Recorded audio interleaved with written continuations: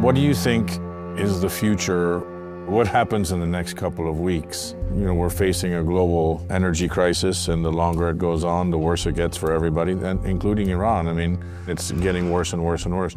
Donald Trump said the clock was ticking and the Iranians should move fast or nothing would be left of them. What happens over the next few weeks, maybe a few months, I don't know. No one really can control the boundaries of war. War is like a fire. If you do not extinguish it, it will simply expand.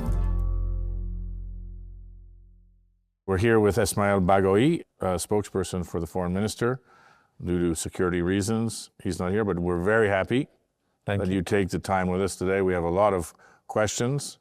I think there's a lot of questions in the world. So thanks for taking the time to answer them. Sure, thank you. Earlier this week, Iran sent a proposal through Pakistan aimed at ending the hostilities with the United States.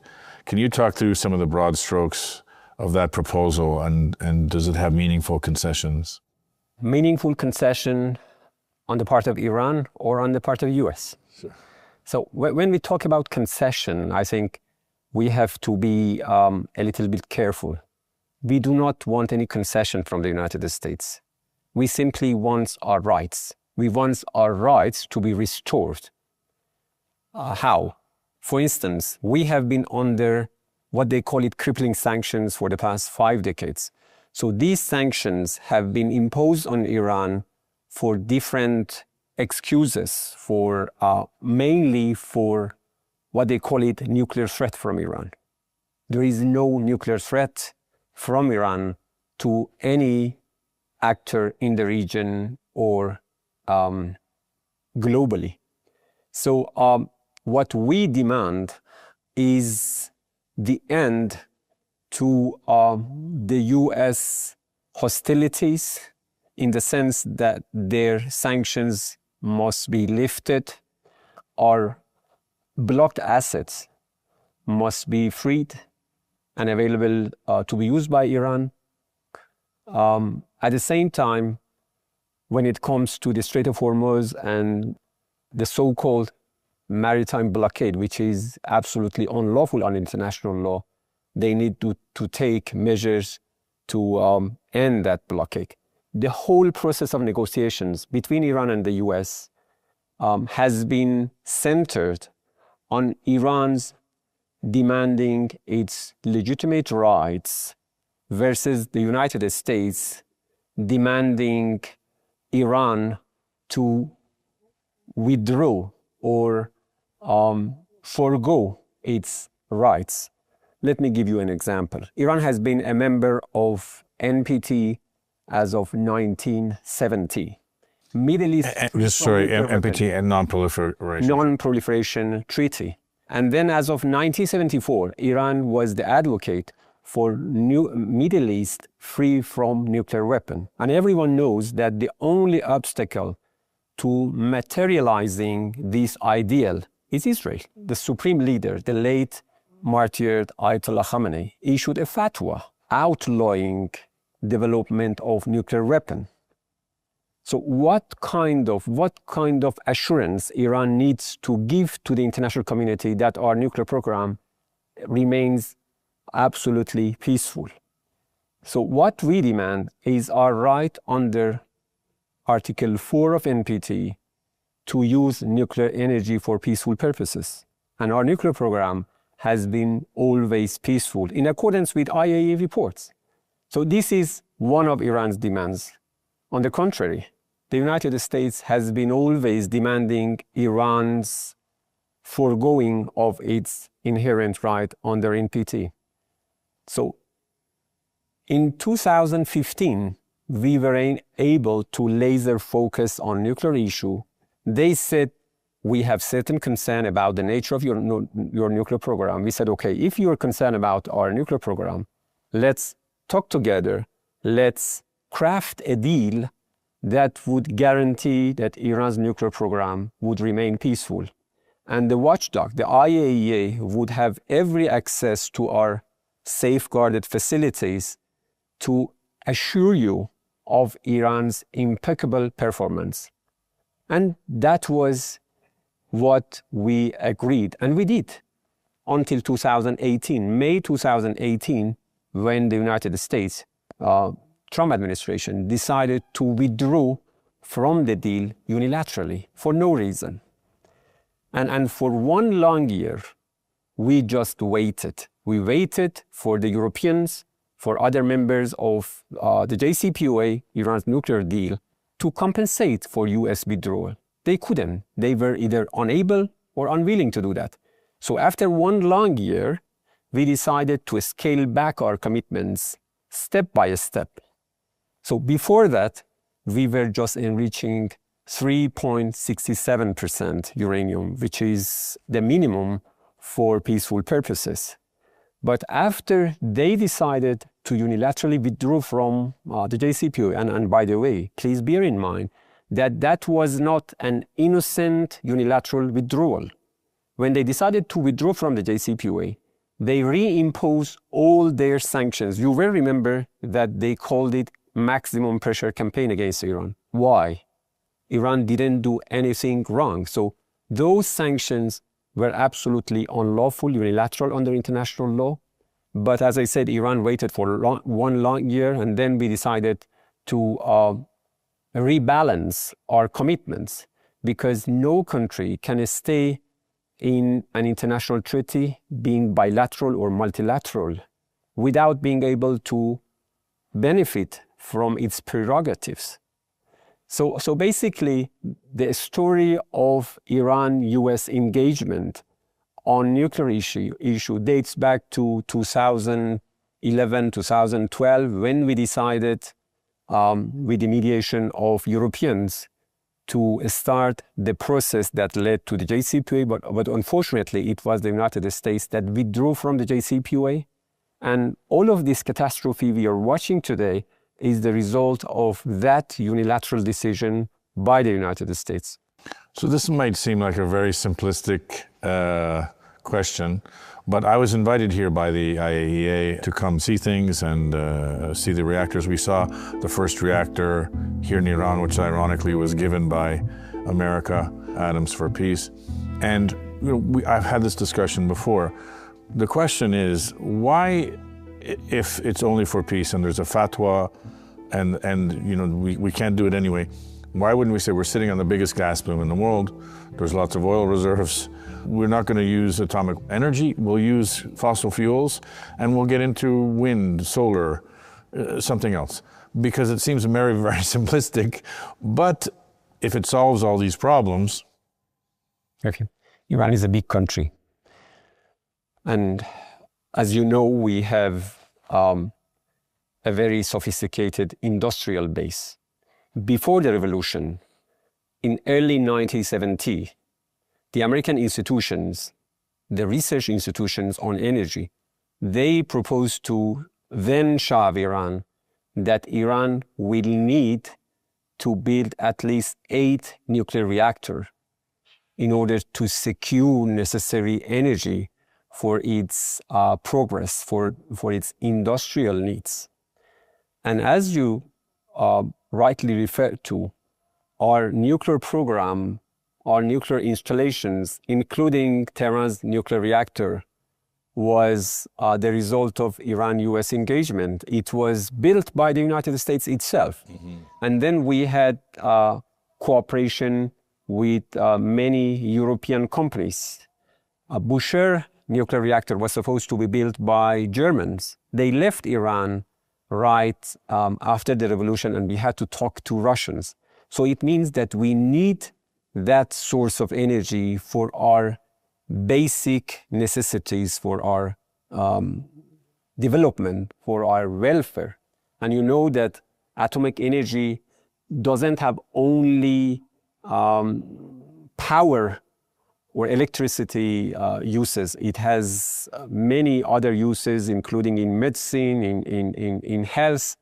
The other question is, if that's the case, so the United States has a lot of energy. Many countries in the region, United Arab Emirates, they have oil reserves. So you see, this is a misrepresentation of facts, saying that Iran must forego using nuclear energy for peaceful purposes because it has other, fossil resources. And by the way, environmentally, everyone is pressurizing Iran that you need to limit the use of fossil fuels because of its environmental implications. So we have every right to use nuclear energy for peaceful purposes. After all, we are a member of NPT. If we are supposed to be a member of NPT, and if we are going to commit ourselves to certain obligations with respect to non-proliferation, we have every right to benefit from the use of nuclear energy for peaceful purposes. So I think this is really simplifying of a very important question. This is Iran's right. Okay, so recently President Trump said that the United States is beating Iran badly. They're begging to make a deal. I hope we don't have to do the war, but we may have to give them another big hit. And that Iran is begging to make a deal. Do you agree with that characterization? This characterization is, of course, part of new normal in the United States jargon, political jargon, international jargon. But we as a proud nation, as a sovereign member of the United Nations, we make our decisions on the basis of our interests, and we do not care what or how others may characterize our way of life or our way of policy making. So let them say whatever they want to say, but we have shown that when it comes to our national interest, our national dignity, we remain steadfast and we remain determined to defend our dignity and sovereign rights. And so, on a follow-on question from that, what is the route realistically to peace? Because we seem to have two very diametrically opposed points of view. The world wants peace. I was talking last night to a woman and she said, "Why are you here?" And I said, because I believe war is a bad thing, but I think people should talk. Whenever you come, the Iranian people are beautiful people. When I go to North Korea, the North Korean people are beautiful people. You know, we go anywhere, the people are great. People don't see that, so we have to have dialogue. We have to open it up. We have to show that people, everywhere suffer from war. Okay, how do we stop the war? It seems now intractable. It seems like we're going further away, but we're trying to figure out how we solve this problem. I think you have to direct this question to American authorities. Did we start this war of choice? Did we welcome this confrontation?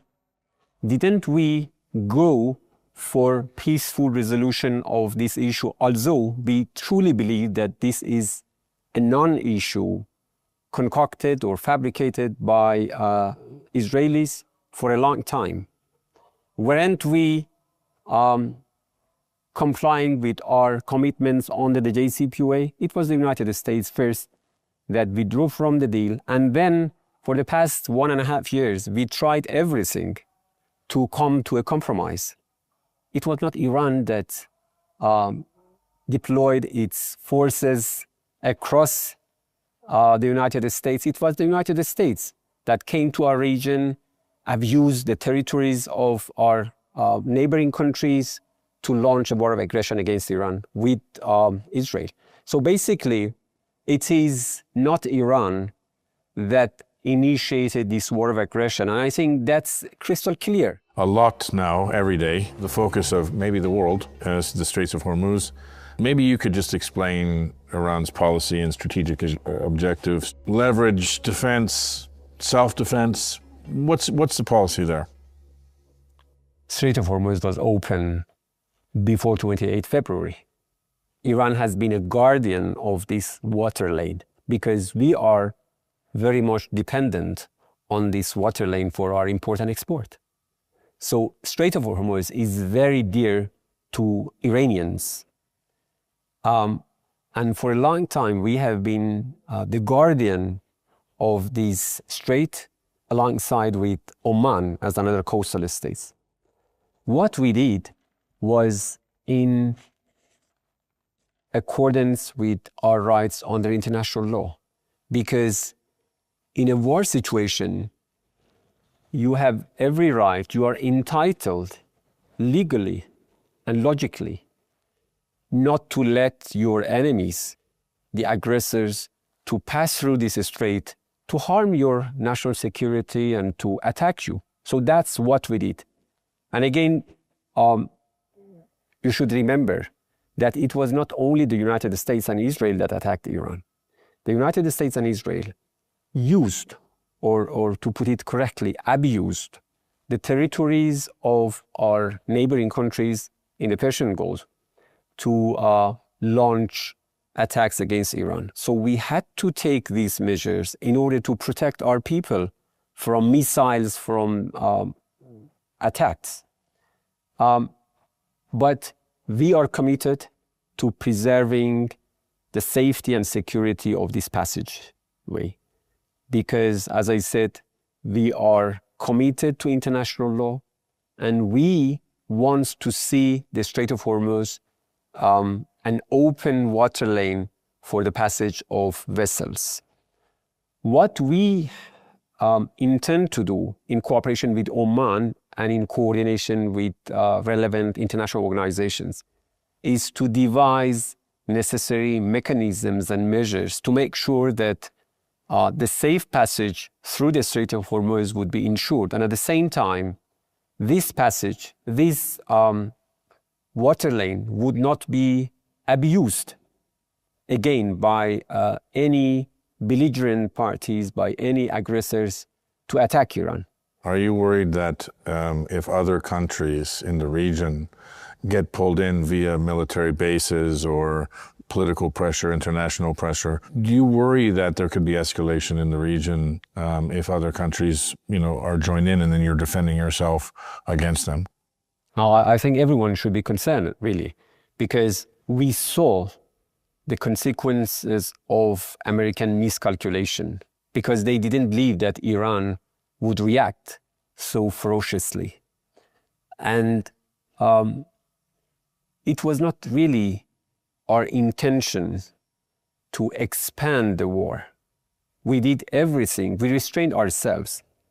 And we were aware, even during the previous war in June last year, that the military bases of certain countries of the region were used by Americans and Israelis to attack Iran. But we exercised maximum self-restraint. We warned those countries, please, do not let this happen again. So this time we had to react because the level of abuse by the United States and Israel of those military bases and logistical support from the countries of the Persian Gulf were so huge that we could not let them continue to do that. We had to react in order to counter their military aggression against Iran. So this time, next time, which God forbid, I hope will never happen. Of course, no one really can control the boundaries of war, because war is like a fire. If you do not extinguish it, it will simply expand. And do you see it expanding in the region? I hope not. But as I said, we have this bad experience. And the fact that the Americans are loading more and more weapons to our region means that they have not learned the lesson from the past 2 or 3 months. And they're going to continue using those military assets that are established in our neighboring proximity. Since we've been in Iran, we see it in the news every day. There's back and forth. I'm sure you see it more than most. What do you think happens in the next 4 or 5 days, 6 days, in the short term? Close your eyes. What do you think happens in the next month, long term? And then my final question is, we have a quite large audience who's going to watch this. What do you think is a big misunderstanding from Iran, and what would you tell, let's say, the American people or people of the West, young people especially? What happens next, no one can really predict. We wish for the best to come, but at the same time, we have learned to be prepared for every scenario. and what is going on in our region in terms of this security environment is not really something that we wish, but it has been unfortunately imposed on our region. And I think the whole international community, every decent human being, every decent citizen in the United States or in Europe needs to recognize what is what in our region. They need to recognize that Iran was a victim of an act of aggression, an unprovoked act of aggression that was inflicted on Iranians for no reason. Well, I'd like to say this. Thank you for your time today. Very interesting. And look, I hope the dialogue continues. I hope that there's an agreement, and I hope that there's peace. We wish the best for the Iranian people. Thank you so much. Thank you. Thank you for your time. Thank you. The cops are over there. We're about to get in trouble with the Revolutionary Guards, but we're here in Tehran, Iran. Vice. We used to go around the world and bring you all the news you wanted, but now we're back at vicenews.com. So subscribe to vicenews.com. Bango.